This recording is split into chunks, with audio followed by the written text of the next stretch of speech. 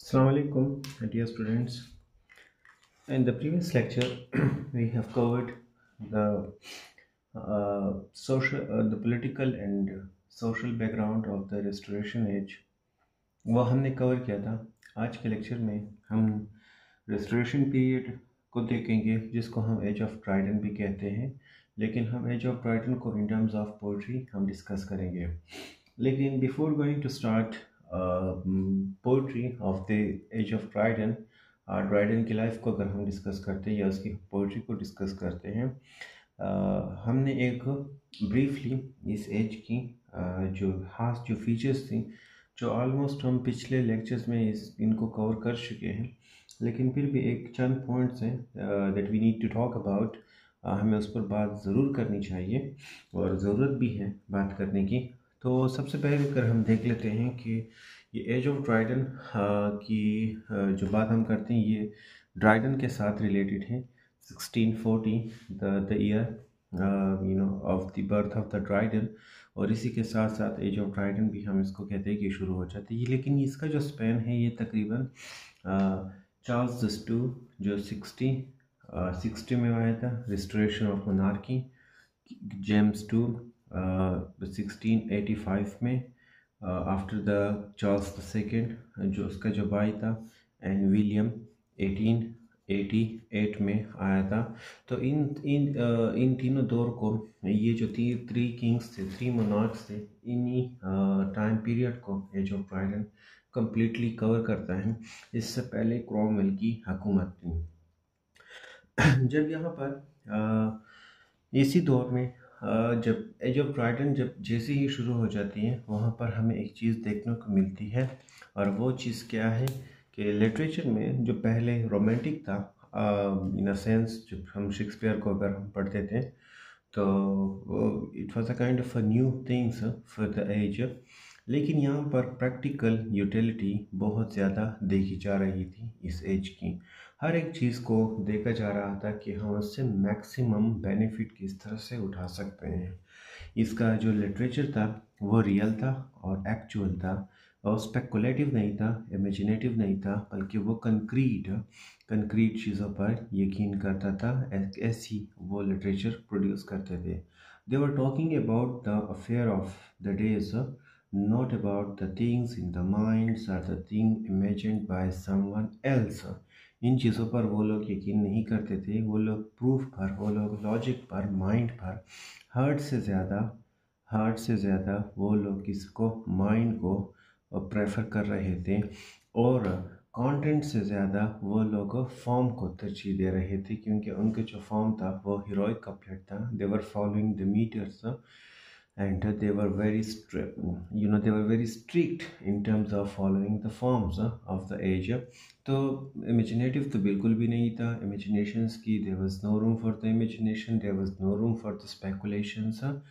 Yes, everything was real, everything was actual, everything, even if everything was below the standard of the Shakespeare। ये बात सही थी कि जो शेक्सपियर का जो एक स्टैंडर्ड था उस तक तो नहीं पहुंच सकती थी ये सारी चीज़ें, लेकिन वो ये जितने भी राइटर्स थे, ये उन सारी चीज़ों को एक्सेप्ट नहीं करते थे जो बियॉन्ड, जो मेटाफिजिकल हुआ करती थी, जो बियॉन्ड थिंकिंग कैपेबिलिटी थी। वो सारे रियल चीज़ों को ही फोकस कर रहे थे।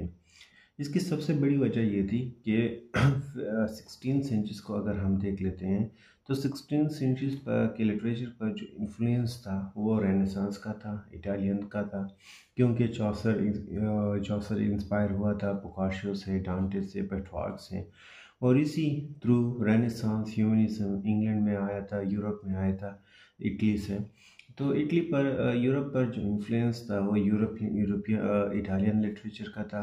लेकिन यहाँ पर जब रेस्टोरेशंस होती हैं, तो किंग्स चार्ल्स जिसकी ब्रॉट अप, जिसकी परवरिश इंग्लैंड में, फ्रांस में ही होती है, और फ्रांस के तौर तरीक़ों को ही उसने अडॉप्ट किया होता है, उनकी कल्चर में ही उसने अपनी लर्निंग, अपनी इंडोक्ट्रिनेशन जारी की थी। वहाँ सब कुछ उसको फ्रेंच कल्चर से ही मिला था, और इन दिनों जो फ्रेंच का जो इन्फ्लुएंस था वो फिर आया इंग्लैंड यूरोपियन राइटर्स पर थ्रू रेस्टोरेशन, क्योंकि और लोग वो जो राइटर थे, इंग्लिश राइटर थे, they were following the French model.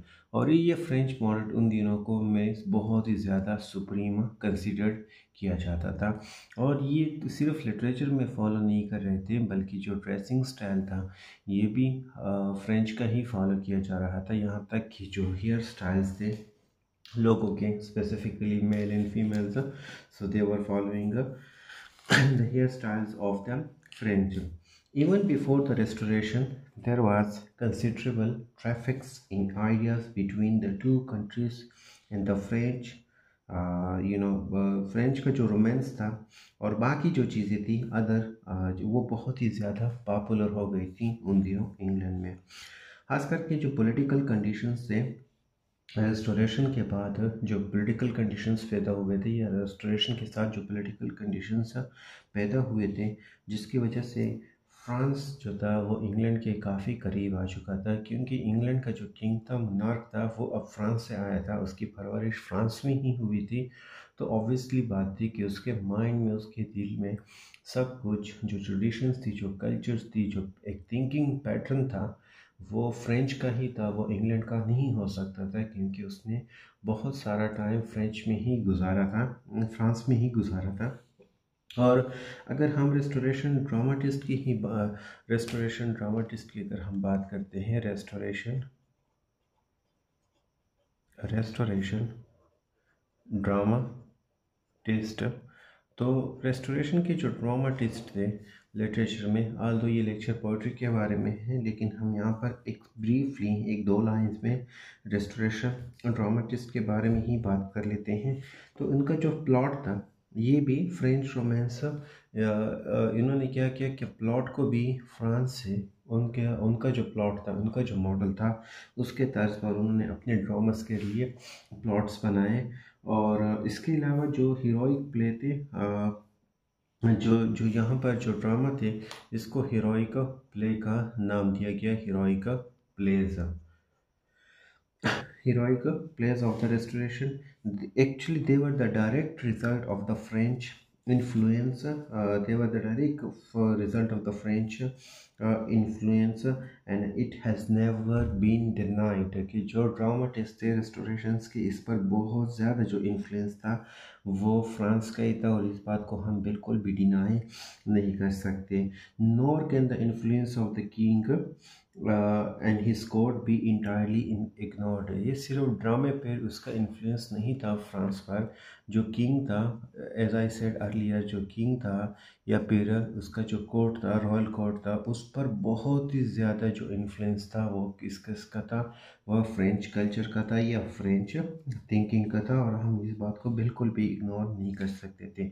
उन दिनों के जो मैन ऑफ लेटर्स थे वो क्या करते थे, वो इंजॉय करते थे पैट्रोनेज को of the great and no doubt try to please them. वो कोशिश करते थे, लोग जो रॉयल से या जो उनका ताल्लुक जो कोर्ट से था, वो कोशिश करते थे कि वो क्या करें कि वो किंग को खुश करें, उनकी खुशामद करते थे। शॉर्टली हम इस पे बात कर लेते हैं कि France did exercise considerably influence, though this has been much exaggerated in the past. But even so, this influence by itself does not wholly account for the change. सब कुछ हम ये नहीं कह सकते कि फ्रांस के इन्फ्लुएंस की वजह से सारे चेंजेस आए थे, कुछ और भी चेंजेस थे, लेकिन जो मेन जो चेंजेस थे वो फ्रेंच इन्फ्लुएंस की वजह से आए थे। पहले तो अगर हम बाकी चेंजेस के बारे में बात करते हैं, जो रियल कॉज है, उसमें जो सबसे पहली जो चीज़ हमें आती है वो है dissatisfaction with the literature of the preceding as.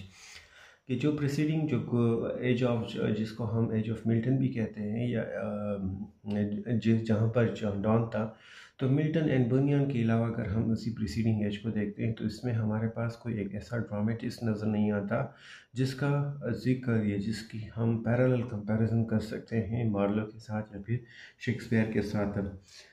क्योंकि वहाँ पर अगर हम देखते हैं कि रेनेसांस का जो स्पिरिट था, जो एक स्पिरिटेड स्पिरिट था रेनेसांस का, वो had lasted for too long, and in the nature of the things could not last indefinitely. So the Elizabethan inspiration has went, वो ख़त्म हो चुकी थी वहाँ पर। The passion that had surged and soared in Shakespeare, Webster, has degenerated into the mere sensationalism। वहाँ पर सिर्फ और सिर्फ क्या था कि एक सेंसेशनलिज्म शुरू होती, ऑब्सक्योरिटी थी। जैसे कि अगर हमने डॉन की पोइट्री को स्टडी किया था तो उसका जो थीम था वो कुछ खास क्लियर नहीं था, मेटाफिजिकल स्कूल्स आए थे। इसके अलावा जो बाकी जो जितनी भी चीज़ें थी कि जो स्टैंडर्ड था वो भी डिके हो गया था, और डिप्लोरेबल डिग्रेडेशंस हुई थी। डिग्रेडेशन ऑफ लिटरेचर हमें प्योरिटन एज में हमें मिली थी। तो इस तरह से बहुत सारी चीज़ें हो रही थी जिसकी वजह से हम ये जो कॉजेज़ थे फॉर द चेंज ये तो इनएविटेबल थे, ये तो होने ही थे। तो ड्राइडन की अगर हम बात करते हैं तो ड्राइडन जो था वो ड्राइडन himself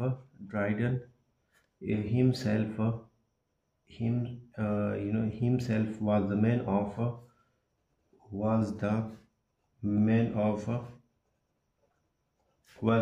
of लेटर। वो मैन ऑफ लेटर था, वो एक सही समझ बूझ वाला इंसान था अपनी पर्सनल लाइफ में। He was not a corrupt, वो एक अच्छा इंसान था। यस, अगर हम उसकी पोजीशंस को देखते हैं in the society, in the literature, so it was dubious, it was he may be called an opportunist, कि वो हर मौके से फ़ायदा उठाता था। he was not like the person who involved in his personal vices, जैसे कि एडल्ट्री है या फिर अफेयर्स है या फिर और भी सारी चीज़ें हैं। तो हम इसके बारे में क्लियरली तो नहीं कह सकते। यस, वो हर एक मौके को अपने पर्सनल बेनिफिट के लिए इस्तेमाल करता था। एंड ही वाज, हाँ ये भी ज़रूरी है कि he was not only it's कि अगर हम ड्राइडन की बात करते हैं तो ड्राइडन की ना सिर्फ एक ग्रेटेस्ट पोइट था, लेकिन इसके साथ साथ एक he was not only a poet, इसके साथ साथ वो एक प्रोज राइटर था। वो बेहतरीन किस्म का एक प्रोज राइटर था, वो लिखता था। और इसके अलावा उसकी जो प्रोज थी वो बहुत काफ़ी हद तक फैली हुई थी। इसके अलावा वो ड्रामेटिस्ट भी था, उसने प्लेस भी लिखे थे और बहुत खूबसूरत प्लेस थे। मतलब इतनी स्टैंडर्ड तो नहीं कह सकते कि हम इसकी कंपैरिजन शेक्सपियर के साथ कर लें, लेकिन फिर भी इसने ड्रामे लिखे थे। और ये रेयर कम्बिनेशन था, the rare combination of gift makes him a unique figure in English literature. And तो ड्राइडन की अगर हम बात करते हैं तो ड्राइडन 1631 में पैदा हुआ था और एक रिस्पेक्टेबल और वेल कनेक्टेड फैमिली में पैदा हुआ था। उसने वेस्टमिनिस्टर स्कूल से अपनी एजुकेशन हासिल की थी। बाद में वो ट्रिनिटी कॉलेज कैम्ब्रिज चले गया।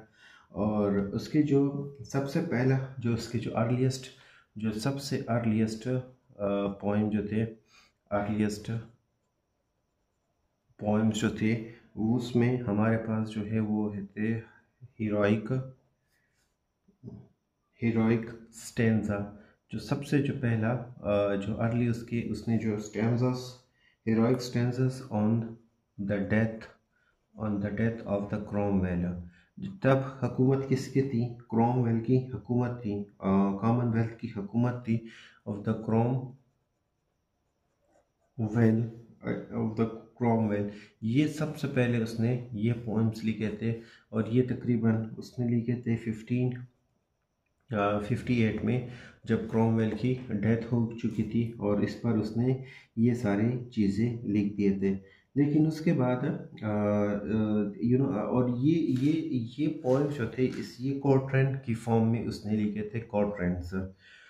कोट्रेंस 4 लाइन्स स्टेंसा को कहते हैं। ये कोट्रेन में उसने लिखे थे 4 लाइन्स स्टेंसा। और ये बिल्कुल जो हम बाद में पढ़ेंगे आने वाले लेक्चर्स में, हम थॉमस ग्रे को पढ़ेंगे, उसकी एलिजिस के साथ मिलती जुलती थी। उसके बाद फिर उसका जो दूसरा पॉइंट था जो इसी फॉरन, जैसे कि मैंने कहा था ना कि ये अपॉर्चुनिस्ट था, तो जैसे ही 2 साल बाद फॉरन जैसे रिस्टोरेशन होती है और kings Charles II as a monarch आता है, तो एक पोएम है उसने वो लिख लेता है और जिसको कहा जाता है ऑस्ट्रिया रीडक्स। ये एक और पोएम था जो उसने लिखा था, और ये लिखा था ऑन द रिटर्न्स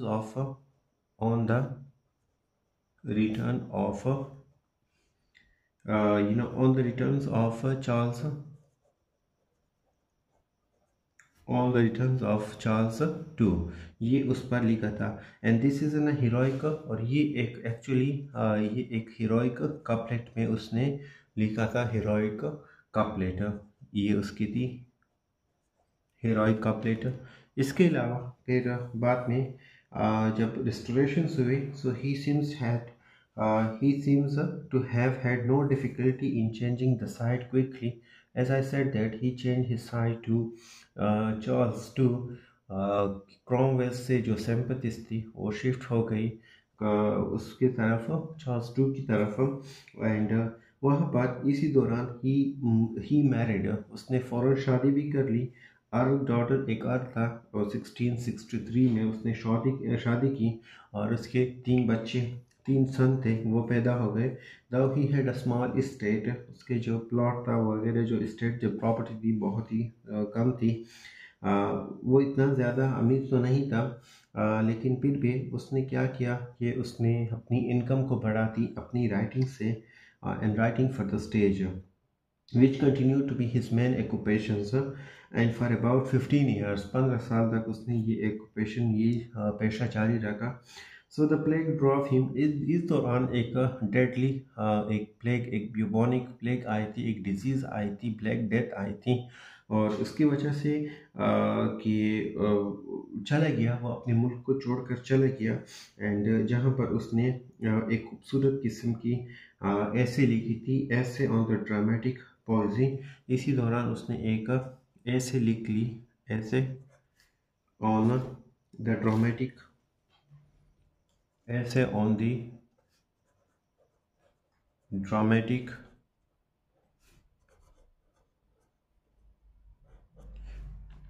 पोएसी, ये लिख दी है। और एक और पोएम था, उसने एक खूबसूरत सा पोएम लिख दिया था, क्योंकि 1665 में ग्रेट प्लेग हुई थी। ये यहाँ पर एक बहुत ही अजीब किस्म की, जैसे कि कोरोना वायरस था, इस तरह से एक प्लेग आई थी, एक ब्यूबोनिक प्लेग थी।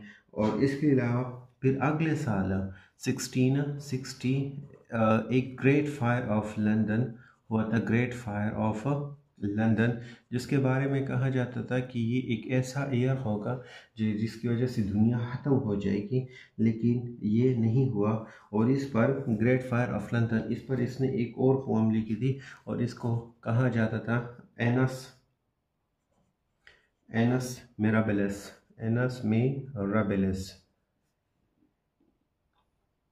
एनस मिराबिलिस, ये the great fire of London. And एक तो ग्रेट फायर हुई थी, और एक 1667 में डच के साथ फाइट भी हुई, डच वॉर भी हुआ था, जिसमें इंग्लैंड को शिकस्त हुई थी। तो ये चीज़ें उन दिनों ने उसने लिखी थी। उसके बाद फिर ही 1670 में he was appointed as the poet of laureate, उसको पोइट ऑफ ल्यूरिएट का उससे भी नवाजा किया 1670 में, लेकिन बाद में फिर से ये भी छीन लिया गया। And in the height of the excitement of following the popish plot, he produced his first great satire. उसने अलावा उसने एक सबसे बेहतरीन जो उसका जो वर्क था, एक ग्रेट सटायर था जो उसने लिखा था, और जो सबसे बेहतरीन जो उसका काम था, जिसको हम कहते हैं एब्सॉलम, एब्सॉलम एंड आर्किटोफल, आर्किटोफल, एब्सॉलम एंड आर्किटोफल, ये उसका सबसे बेहतरीन वर्क था। इसके अलावा क्योंकि इसमें उसने सपोर्ट किया था चार्ल्स टू को, जेम्स टू को, और जो शेल्सबरी था, या जो ड्यूक ऑफ माउंटबेटन था, जो इलिजिटिमेट चाइल्ड था किंग्स चार्ल्स का, उस पर उन्होंने क्या किया था, क्रिटिसिज्म किया था। और इसके साथ साथ फ़ौरन उसने एक और भी पोएम लिख दी, 2 पोएम्स थे, जिसमें एक का नाम था द मेडल, एक का नाम था द मेडल, और एक का नाम था मैकफ्लेक्नो, मैकफ्लेक्नो, ये उसका एक और नाम था मैकफ्लेक्नो। ये उसने फ़ौरन 1682 में ये 2 पोएम्स लिख दिए थे। लेकिन उसके बाद फिर जो उसने रिलीजियस इन दोनों में उसने क्या किया था कि कैथोलिक को क्रिटिसाइज़ किया था। लेकिन फ़ौरन इसके बाद फिर उसने थियोलॉजिकल एक और पोएम लिख दी जिसको हम कहते हैं रिलीजो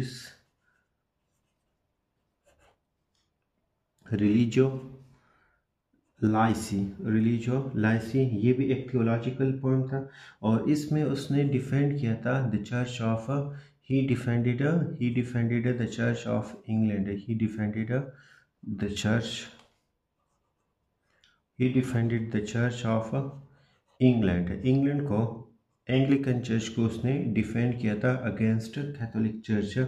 लेकिन फ़ौरन उसके बाद जैसे ही किंग जेम्स टू की हुकूमत आती है तो वो बहुत ही ज़्यादा वो तो कैथोलिक होता है तो वो फ़ौरन अपनी रिलीजियस अपनी थियोलॉजिकल बिलीफ को चेंज कर लेता है और वो कैथोलिक बन जाता है। और इसके अलावा उसके बाद वो एक और पोएम लिखता है in the form of satire the हीन एंड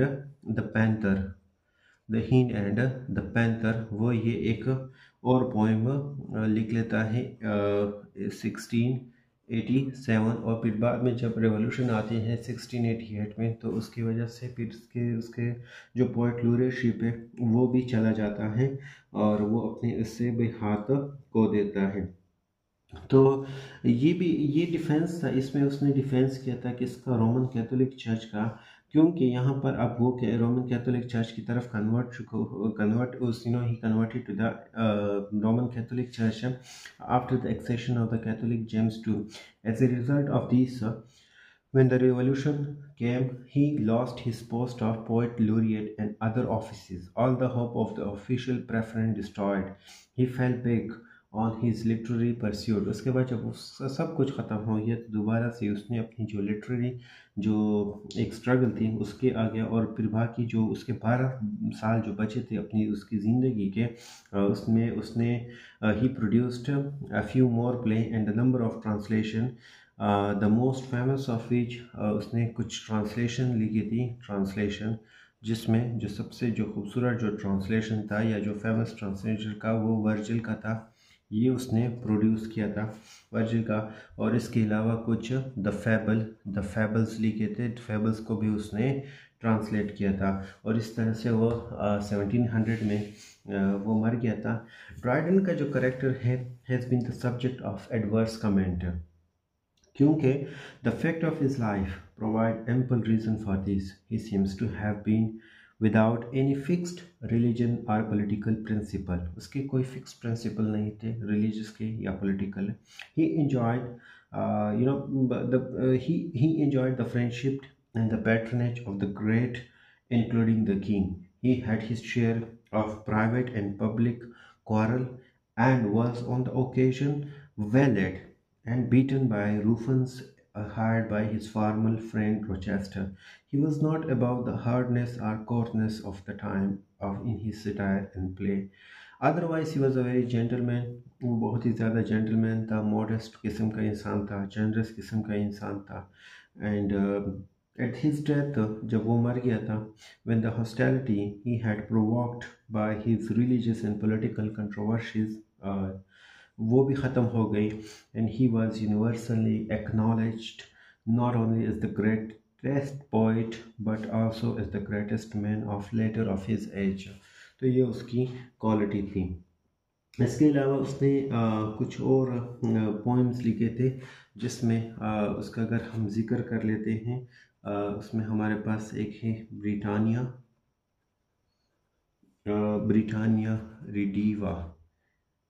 रिडीवाइवा। ये था एक जिसमें उसने कुछ पुराने जो उसके जो सॉन्ग्स थे इसमें उसने अलेक्जेंडर फिस्ट था, सॉन्ग ऑन द सिसिलिया था और ऑन द मिस्टर किलग्रीव था। इस तरह से कुछ चीज़ें उसने लिखी थी। और उसने तो ये इसके जो मेजर पॉइंट थे वो जो सटायर्स था जो मैंने एज आई सेड दैट उसमें हमारे पास एब्सोलम एंड ये वाला जो था ये सबसे बेहतरीन और सबसे एब्सोलम एंड आर्किटेक्चर it was the greatest satire.